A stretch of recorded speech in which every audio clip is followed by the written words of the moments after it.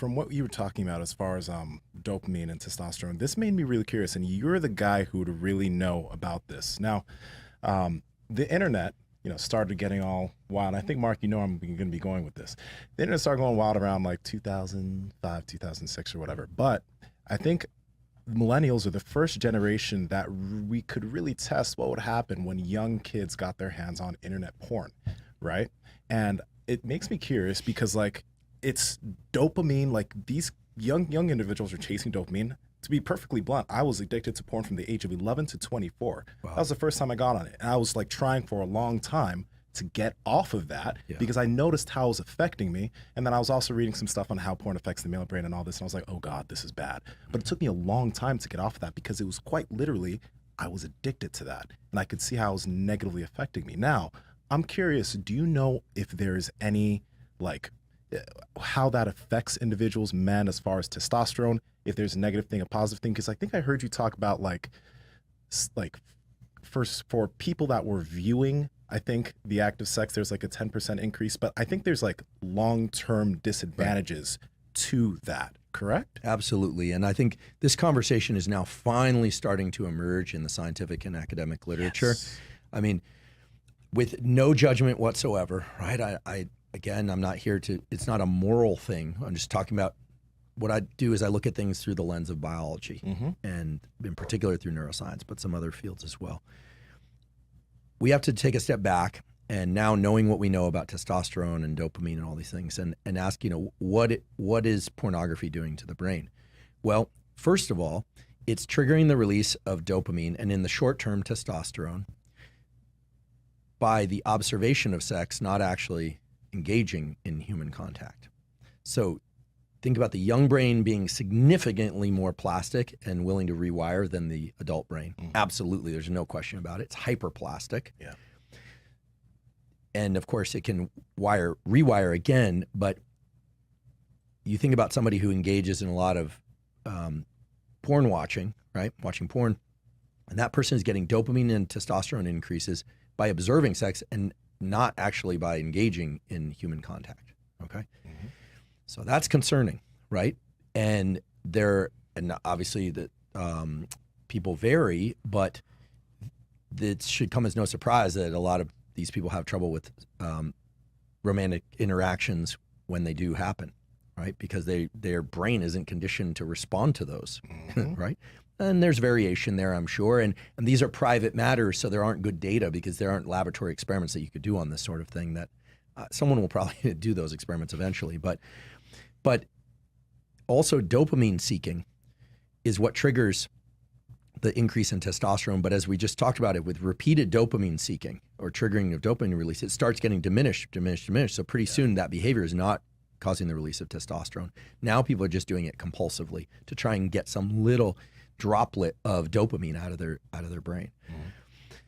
I personally think that porn and the availability of porn is a real detriment to the developing brain, especially to the developing brain. Yeah.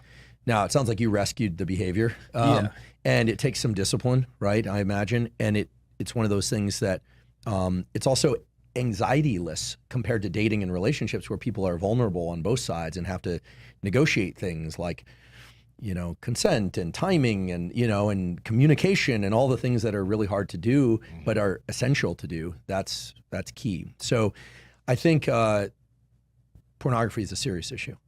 And because of the way that it taps into these very primitive systems, it's as serious in my mind as some of the other drugs of abuse, like the opioid crisis. And talked about cell phones. You ever notice that when you get on a phone and you're scrolling Instagram, it's like a lot of fun. Like, this stuff is cool. You're seeing people. And then sometimes you're on there and like, this doesn't feel good, but I'm doing it anyway. Yeah. I'm just doing it. That's exactly how people talk about their drug use. That's exactly how people talk about alcohol use. That's exactly how people talk about gambling. You imagine this high, but the high doesn't show up, and that's you're dopamine depleted. You need to take some time away from it and then come back, and then you can enjoy it again. Now, with pornography, it's a slippery slope, right? There's also a whole aspect of pornography, which is that if people are pursuing pornography and they're not pursuing relationships, there is the potential that they reach their 20s and 30s and they are truly dysfunctional in terms of, look, every species has two major goals: protect the young and make more of itself. Mm-hmm. You know, whether or not you decide to have children or not is a personal issue. I personally don't have children. I may someday, but every species protects its young. The maternal aggression is amazing, right? A mother protecting its young, there's nothing like it in the animal kingdom. Actually, that's not triggered by testosterone, that's triggered by estrogen, which is interesting. But the parents of every species try and protect the young, and they try and make more young.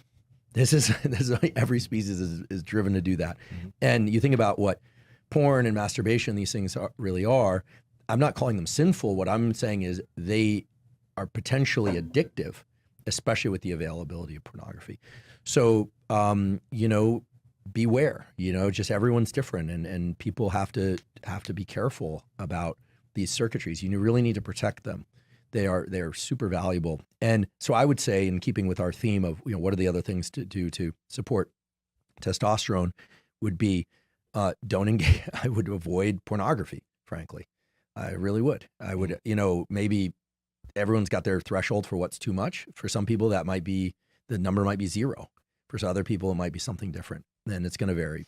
Yeah. It would be different, maybe using your imagination versus seeing images, or like, you know, is there a difference, if you know any of this, is there a difference between video versus, you know, old school way of like having magazines and things like that? Well, it's because it's like more fantasy, and maybe, I don't know, maybe you thinking it through about this thing is different than you just watching. Or even remembering past experiences. Yeah, so we can speculate there a bit. You know, a picture is worth 1,000 words, and a movie is worth 1 billion pictures. When it comes to the impact that it has on your nervous system. That's a bar. Yeah, you know, exactly.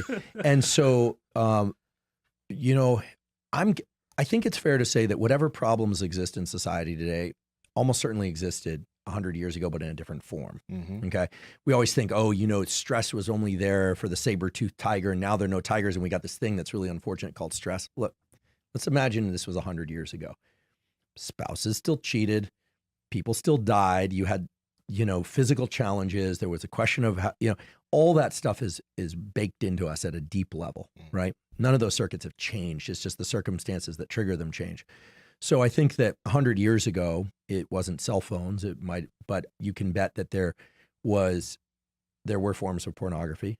They were probably more cloistered away. They weren't, you know, as out there. In certain parts of the world, it's still very, very cloistered away, despite the internet. So I think that what's healthy in this domain has never really been defined. This is one of the challenges. We know what an eating disorder is, but what's healthy eating, right? Mm-hmm. Where do you draw the line? I think, given this general theme that relationships are healthy, friendships are healthy, romantic relationships are healthy, and anything that inhibits the pursuit and functioning of healthy relationships is where you have to start saying, wait a second, is this behavior getting in the way? We've all heard that to get optimal sleep, you should cool your room down to 68 to 69 degrees. But that's not all you need to do. And that's why we've partnered with 8 Sleep mattresses. Now they have the Pod Pro and the Pod Pro Cover. And the amazing technology of this mattress allows you to cool the mattress down to 55 degrees or to have it as warm as 110 degrees. But the great thing is that the temperature changes through the night based off your actual body temperature to make sure that you get the most restful sleep possible. You fall asleep 32% faster, and you move around 40% less when you're actually asleep. It's amazing. And Andrew, how can people get it? Yeah, this is amazing technology that actually changes its temperature based off of your sleep cycle. There's no other technology like it anywhere else. To take advantage of this, head over to 8sleep.com/power project. That's EIGHT sleep.com/power project. And you guys will receive $150 off this amazing technology. Links to them down in the description below. Let's get back to this video. So look, it's unlikely to be an all or none. I think, and I don't know what the line is, but we just have to be careful. Anytime we are overwhelmed with powerful images of increasing intensity, that's where you start getting into the dopamine depletion. That's where you start getting into the hormone depletion that we're talking about here. So this is also true of violence. A lot of people, they're like excited about watching zombie apocalypse violence, plus all of that violence, sex, and everything getting poured into the same film. Well, they made horror movies, 50 years ago. They were a little bit different. The question is, how strong were we driving the system? And if anyone out there is feeling underwhelmed and kind of like life is no good, et cetera, chances are your dopamine system has been pushed too hard. I'll give one quick anecdote of a friend. He's got a kid. He's 21. He graduated high school. He went to community college for a little bit, decided not to do that anymore. Then he stopped working. He stopped exercising. He's really fit. He's got like his genetics are like Nasima's. He's kind of like, he's just got this incredible physique and all that. Doesn't do anything. Doesn't work. Doesn't do anything. He's a failure to launch, as we call it. And they were analyzing, does he have ADHD? Does he this? And he heard Anna talk about dopamine depletion. And he called me and he said, I'm going to do 1 month, no video games, no phone, no nothing. He's 25 days in and he's running again. He's lifting again. He's heading back to work again. And this was somebody who thought he had ADHD. Now, there are people with ADHD out there, but what happened was he was dopamine depleted. So he couldn't concentrate. He didn't care about anything. And so the phone and just living in this constant stream of movies that are really stimulating on YouTube and everything else. I mean, you have to be, I mean, we're on YouTube right now and I use YouTube for my podcast and everything, but you have to know when to shut that valve. And here's what I tell myself: shut that valve so that I can continue to enjoy it, right? It's like gorging yourself with tomahawk steaks. They're delicious, but unless you've been fasting all day, you're not going to eat 9 of them, right? What's your record, Mark? I think I've done 2. 2. But yeah, 9 would be that would be a feat. Yeah. 2, but they were the size of, the table. But no. So if you want to continue to enjoy things and pursue things, you have to know when to slam the gate shut. And I think that no one told us that we needed to do that. That's the challenge. And so just like with training, you get out past 75 minutes, 90 minutes. If you're natural, you're going to start seeing a depletion in testosterone. Get out of the gym. Go eat, go recover, go relax. This is true for ice baths too. In Anna's book, she talks about ice baths. The data, I have the data. This is really weird, but I have the data. This is a study that was done at the University of Prague, published in the European Journal of Applied Physiology. 250% increase in dopamine and norepinephrine from a 3-hour ice bath, 3-minute ice bath. Sorry, it's 3 hours. Don't do 3 hours. You'll die. I think the record is like an hour. Sorry, Wim. 250% increase in dopamine. Okay. But you're not going to stay in there for 2 days. You're not going to try and best Wim's record. So, and if you keep doing ice every day, you will get less and less dopamine from it. So understand what you're doing. It's like your pre-workout. 1 scoop the first time, you feel like you can jump over a building. 2 scoops the next time. Pretty soon you're taking 4 scoops of that, 4 espressos, and you're kind of sitting in the parking lot texting on your phone. Well, what's going on? Well, you're dopamine depleted. So don't dopamine deplete, and then you won't deplete your ability to go increase testosterone. So competition, effort, short, intense workouts, short-ish intense workouts, sleep, and then you do have to nourish. I know people are really into fasting. I was going to say under eating can crush you. Oh, totally. I mean, we've gotten hit hard by doing bodybuilding shows. Just crushed. Everything just crushed. You don't give a shit about anything. Yeah. Right. So, the body is informing the mind whether or not there's abundance. And the brain and the body like to coordinate all the good stuff that testosterone does, like the desire to mate, the desire to work when there's abundance. When you're depleted, it's like bank account is drained and your body and brain are smart. It's saying you cannot go spend because you don't have any savings.